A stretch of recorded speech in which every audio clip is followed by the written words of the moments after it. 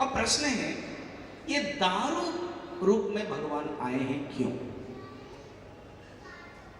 लकड़ी बनकर के क्यों भगवान आए? पहले ही मंत्र में, स्कंद पुराण के पहले ही श्लोक में, अगर आपके पास किताब है आप देख लीजिएगा, पहले ही जो श्लोक है 7 नंबर पेज में है, यत्रास्ते दारव तनुहु, यत्रास्ते दारव तनुहु, दारव तनुहु लकड़ी का तनु, शरीर, तनु माने शरीर लेकर के आते हैं श्री शह विष्णु, श्री लक्ष्मी, ईश विष्णु है, लक्ष्मी के ईश भगवान विष्णु, मानुष लीलया, मनुष्य लीला करने के लिए, कीजे शिशु लीला, रामचरितमानस। माता कौशल्या कहते हैं भगवान राम को, भगवान विष्णु कहता आप शिशु लीला कीजिए, इतने विराट रूप शंख चक्र गदा पद्मधारी होंगे तो शिशु लीला नहीं कर सकते। तो शिशु लीला, मानव लीला, मानुष लीला, क्यों? कारण क्या है? कारण यह है कि भगवान के जो प्रतिमा, जो अर्चावतार, ये भगवान अर्चावतार के रूप में आते हैं। अर्चावतार भागवत में भगवान कृष्ण उद्धव को कह रहे हैं कि उद्धव, प्रतिमा पूजा, भगवान के अर्चावतार 8 प्रकार के होते हैं, अष्ट धातु से। एक होता है कानकी, सुवर्ण, सुवर्ण से मूर्ति बनती है और पूजा होती है। दूसरा है धातवी, कोई धातु, कोई भी धातु से बनते हैं। तीसरा है शैल, शैल माने बालू, बालू से, जैसे भागवत में वर्णन है, गोपियां भगवान शंकर के मूर्ति बनाते हैं, माता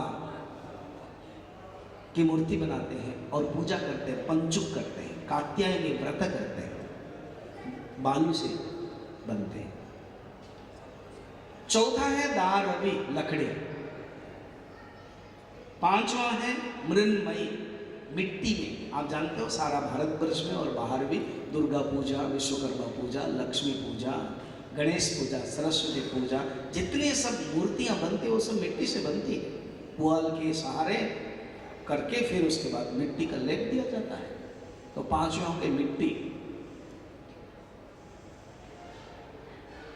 फिर शैल, सेकति मने बालू, शैल मने पत्थर, तो पत्थर से, बालू का हो गया, बालू बताया गया था, शेखती, और शैल मने पत्थर, पत्थर।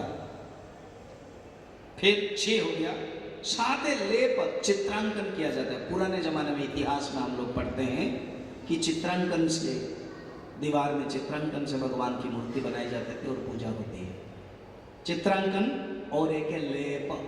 आप अगर देखोगे 3, ये जो 8 है उसमें भगवान में 3 संबंधित है। एक लकड़ी है, दूसरा है लेप है, चित्रांकन किया गया है, और चौथा है लेप है। 3, इसमें 3 है हमारे जगन्नाथ महाप्रभु में। कल ही बताया था जब आकाशवाणी हुई, भगवान ने इंद्रद्युम्न ने सब बना दिया, तब कहा कि सुनो, ये जो लकड़ी की मूर्ति विश्वकर्मा ने बना के गए, तुम खाली ऐसे मत रखो, वस्त्र के द्वारा आवृत कराओ, एक चित्रकार को बुलाओ, उससे रंग के अनुसार पेंटिंग करो। जगन्नाथ का जो रंग है वो नील वर्ण होना चाहिए, बलभद्र का जो रंग है वो सफेद होना चाहिए, सुदर्शन का जो रंग है वो रक्त वर्ण होना चाहिए, और माता सुभद्रा के अरुणिमा होना चाहिए। ऐसे रंग में तुम रंजित करो, पेंटिंग करो। उसके